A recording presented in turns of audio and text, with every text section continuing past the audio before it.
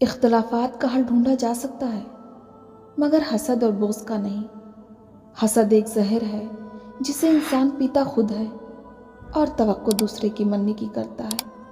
حاسد کی حالت یہ ہوتی ہے کہ وہ جس سے حسد کرتا ہے اس کو نقصان پہنچانے سے پہلے اپنے آپ کو نقصان پہنچا لیتا ہے۔ حسد کرنے والے کے لیے یہی سزا کافی ہے کہ جب تم خوش ہوتے ہو وہ اداس ہو جاتا ہے۔ اگر انسان کی اذیتیں اور تکلیفیں ان کے ماتھے پر لکھی ہوتی نا تو جس سے تم حسد کرتے ہو ان پر تم کو رحم آتا۔ اپنی خوشیوں کی حفاظت کرو، سب کو سب کچھ مت بتایا کرو کیونکہ نظر لگتی ہے اور یہ بہت بری ہوتی ہے۔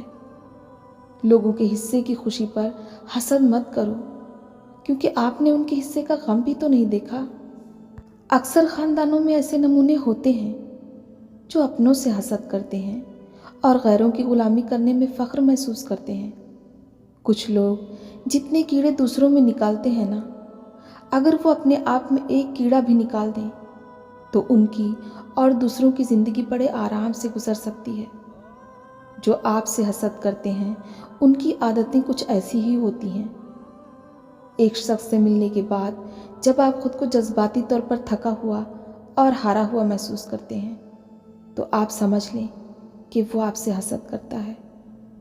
وہ آپ کی چھوٹی سے چھوٹی غلطی پر بھی تنقید کرتے رہتے ہیں۔ جب وہ آپ کے آس پاس ہوں تو آپ اپنے آپ کو کمفرٹیبل محسوس نہیں کرتے۔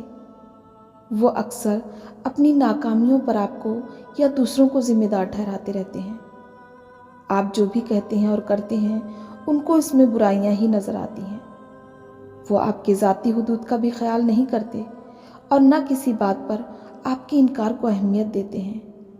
وہ لوگوں کے سامنے آپ کی اہم باتوں اور رازوں کا مذاق بناتے ہیں اور جب کوئی آپ کا کچھ نہیں بگاڑ پاتا نا تو وہ آپ کی ذات پر تہمت لگا دیتا ہے، اور جو کچھ نہیں کر سکتے وہ آپ سے حسد کرتے ہیں۔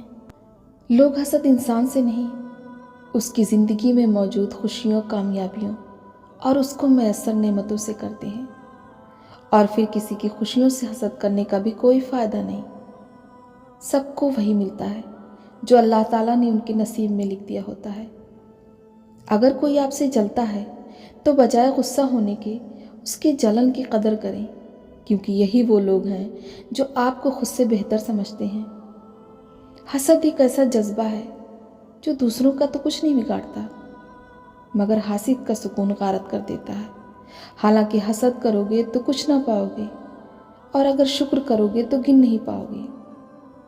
دوسروں کی خوشیوں کا ذریعہ ضرور بنیں مگر اپنی خوشیاں جہاں تک ہو سکے راز رکھیں، کیونکہ کسی کے مسکراتے چہرے کے پیچھے کے حسد اور جلن کو ہم نہیں جان سکتے۔ دوسروں سے حسد کرنا چھوڑ دیں کیونکہ دوسروں کے پاس جو بھی ہے وہ اللہ کا دیا ہوا ہے۔ کسی کے پاس زیادہ ہے اور کسی کے پاس کم، تو یہ اللہ کی مرضی۔ حسد سانپ کے زہر سے بھی زیادہ خطرناک ہے۔ سانپ اپنے زہر سے نہیں مرتا لیکن حاسد کو حسد ختم کر دیتا ہے۔ حسد ایک بیماری ہے جو انسان کی روح اور اس کے دل کو اذیت میں رکھتی ہے۔ آپ ہر دشمن کو تو راضی کر سکتے ہیں لیکن حاسد کو راضی کرنے کا صرف ایک ہی صورت ہے کہ آپ خود کو تباہ کر دیں۔ حسد وہ واحد خزانہ ہے جس کے پاس جتنا زیادہ ہو وہ اتنا ہی غریب ہوتا ہے۔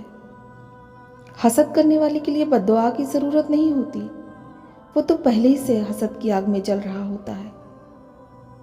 کسی کو برباد کرنے کی سوچ آپ کی بربادی کے لیے کافی ہے۔ حسد ایسی دیمک ہے جو انسان کو اندر اور باہر دونوں سے ختم کر دیتی ہے۔ حسد کا کوئی فائدہ بھی نہیں کیونکہ بلندیاں خدا کی ذات دیتی ہے۔ زیادہ حسد کرنے والے کی حسرتیں بھی زیادہ ہو جاتی ہیں۔ حسد اور کینہ دل کا سکون تباہ کر دیتی ہے۔ دوسروں کی عزت اچھالنے والوں کی ایک نہ ایک دن اپنی عزت بھی اچھل ہی جاتی ہے۔ اس لیے کوشش کریں کہ اس اچھل کود سے دور ہی رہیں تو اچھا ہے۔ حسد اور گھمنڈ جب انسان کے اندر داخل ہو جاتا ہے تو وہ عقل کو باہر کر دیتا ہے۔ اگر خوش رہنا چاہتے ہو تو دوسروں کی خوشی دیکھ کر حسد نہ کرو۔ حاسد مزاج لوگ ان کتوں کی طرح ہوتے ہیں جو ہر اس سوار کا پیچھا کرتے ہیں جو ان سے تیز رفتار ہوتا ہے۔